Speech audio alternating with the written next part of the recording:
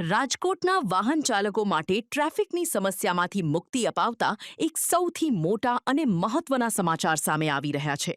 રાજકોટના વ્યસ્ત ગણાતા ઢેબર રોડ પર આવેલા પીડીએમ ફાટક પાસે ટૂંક જ સમયમાં કરોડોના ખર્ચે એક ભવ્ય અંડરબ્રિજનું નિર્માણ થવા જઈ રહ્યું છે. રાજકોટ મહાનગરપાલિકા આરએમસી દ્વારા આ અંગેની તમામ આયોજનબદ્ધ તૈયારીઓ પૂર્ણ કરી લેવામાં આવી છે. આ પ્રોજેક્ટની સૌથી ખાસ વાત એ છે કે મનપા દ્વારા પીડીએમ ફાટકે ઝેડ આકારની ખાસ અને આધુનિક ડિઝાઇન તૈયાર કરવામાં આવી છે. અંદાજે ₹40 કરોડના ખર્ચે આ અંડરબ્રિજ તૈયાર કરાશે. આ બ્રિજ બનવાથી દરરોજ પસાર થતા 50,000 કરતાં વધુ વાહન ચાલકોનો સમય બચશે અને ટ્રાફિકમાંથી કાયમી મુક્તિ મળશે. હાલમાં અંડરબ્રિજની ફાઇનલ ડિઝાઇન કન્ફર્મ થઈ ચૂકી હોવાથી ચોમાસાની ઋતુ પૂર્ણ થયા બાદ તરત જ ગ્રાઉન્ડ લેવલ પર બ્રિજનું કામ શરૂ કરી દેવામાં આવશે. સમગ્ર મામલે સ્ટેન્ડિંગ કમિટી ચેરમેન પરેશ પીપરિયાએ નિવેદન આપ્યું છે. રાજકોટ મહાનગરપાલિકા લોકોના ટ્રાફિક સમસ્યામાંથી જેમ બને એમ ઝડપથી મુક્તિ મળે એ દિશામાં કામ કરી રહી છે. ત્યારે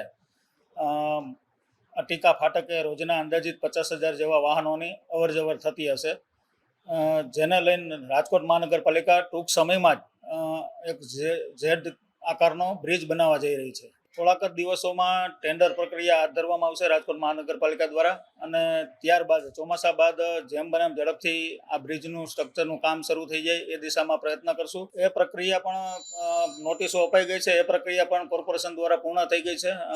થોડાક જ સમયમાં ટેન્ડર પ્રક્રિયા હાથ ધરીને ત્યારબાદ ચોમાસા પછી આમની કામગીરી શરૂ થઈ જશે. અંદાજિત રોજના 50,000 વાહન લોકોના બ્રિજ બનવાથી ટ્રાફિકની સમસ્યામાંથી મુક્તિ મળશે. હાલ તો પીડીએમ માલવિયા ફાટક છે તેમની વાત છે, અને જે આપે કહ્યું તેમ ફાટક મુક્ત ગુજરાત એ દિશામાં રાજકોટ મહાનગરપાલિકા પણ આગળ વધી રહ્યું છે. જેમ બને એમ ઝડપથી આ બ્રિજ લોકો માટે ખુલ્લો મૂકવામાં આવે એ પ્રયત્નો કરશું ને લોકોને ટ્રાફિકની સમસ્યામાંથી મુક્તિ મળે. રાજકોટ વાસીઓ માટે રાહતના સમાચાર છે જે સામે આવી રહ્યા છે. હું તમને જે લાઈવ દ્રશ્ય બતાવી રહ્યો છું, જે પીડીએમ ફાટક પાસે આવેલા બ્રિજ છે, જ્યાં અંડરબ્રિજ બનાવવાનો છે. મારી સાથે વાહન ચાલકો છે, તેમની સાથે વાત કરીશું. શું નામ ભાઈ આપનું? રાહુલભાઈ. ખાસ તો અહીંયા અંડરબ્રિજ બનાવવાનો છે. 50,000 થી વધુ વાહન ચાલકો દરરોજના પસાર થાય છે. કેટલી રાહત થશે? ટ્રાફિક બહુ થાય અમારે પીડી માલવિયા ફાટકે બહુ તકલીફ પડે કે અંડરગ્રાઉન્ડ બનાવડો, એ અમારી માંગ. બાકાજી કી બોલાવો અંડરબ્રિજ.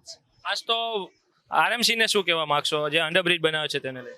તો અમારી માંગ આટલી છે કે અંડરબ્રિજ બનાવો કે ટ્રાફિક બહુ થાય અમારે નીકળવા માટે અહીંથી. મારી સાથે અન્ય વાહન ચાલકો છે, તેમની સાથે વાત કરીશું. શું નામ કાકા તમારું? મારું નામ વિનુભાઈ સિદ્ધપુરા.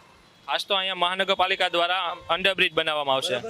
કેટલી ટ્રાફિક મુક્તિ બહુ થશે? ટ્રાફિકની પ્રોબ્લેમ છે અહીંયા, બહુ સમસ્યા છે ટ્રાફિકની. જો અંડરબ્રિજ બની જાય તો પબ્લિકને થોડીક રાહત મળે. આજ તો ટ્રાફિક હોય છે ત્યારે એમ્બ્યુલન્સો ફસાય છે, તેને લઈને બહુ ટ્રાફિક હોય ત્યારે એમ્બ્યુલન્સ ફસાઈ જાય છે, અહીંથી નીકળતી નથી. ક્યારેક 15-20 મિનિટ એમ્બ્યુલન્સને ઊભું રહેવું પડે છે. અત્યારે કેટલી ટ્રાફિક સમસ્યા આપણે ભોગવવી પડે? બહુ ભોગવવી પડે છે ભાઈ. નીકળવામાં જ્યારે ટ્રેન નીકળે અને છૂટે છે, ફાટક ખુલે ત્યારે બહુ તકલીફ પડે છે. આજ તો મહાનગરપાલિકાને શું કહેવા માંગશો? બહુ સારું કામ કરે છે મહાનગરપાલિકા. શું નામ આપનું? અશોકભાઈ. આજ તો અહીંયા અંડરબ્રિજ તૈયાર થશે, શું કહેશો તેને? થાય તો સારી વાત છે.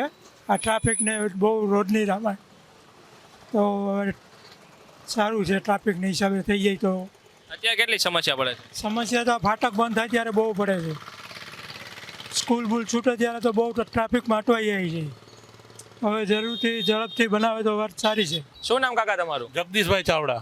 ખાસ તો અંડરબ્રિજ તૈયાર થશે, વાહન ચાલકોને કેટલી મુશ્કેલીનો સામનો કરવો પડી રહ્યો છે. હવે શું અત્યારે હાલમાં ફાટક છે, રેલવે ફાટક, એના હિસાબે ટ્રાફિક જામની સમસ્યા અને માણસોનો ટાઈમ, ફ્યુઅલ બધું બગડે છે. એના અંડરબ્રિજ બની જાય પછી જે ટ્રાફિકની સમસ્યા હળવી થઈ જશે, જવા આવવાની તકલીફ એકદમ શાંત થઈ જશે અને માણસોને કોઈ જાતની મુશ્કેલી નહીં પડે. એટલે અત્યારે કેટલી ટ્રાફિક સમસ્યા ભોગવવી પડે છે? અત્યારે બહુ ટ્રાફિકની સમસ્યા છે, અહીંયા હાલવા ચાલવામાં બહુ તકલીફ પડે છે. મહાનગરપાલિકા દ્વારા અંડરબ્રિજ બનાવવામાં આવશે, જેથી 50,000 થી વધુ વાહન ચાલકોને ટ્રાફિક સમસ્યાથી મુક્તિ મળશે. કેમેરામેન વિજય મકવાણા સાથે કરણ જોગર, અબતક ચેનલ, રાજકોટ.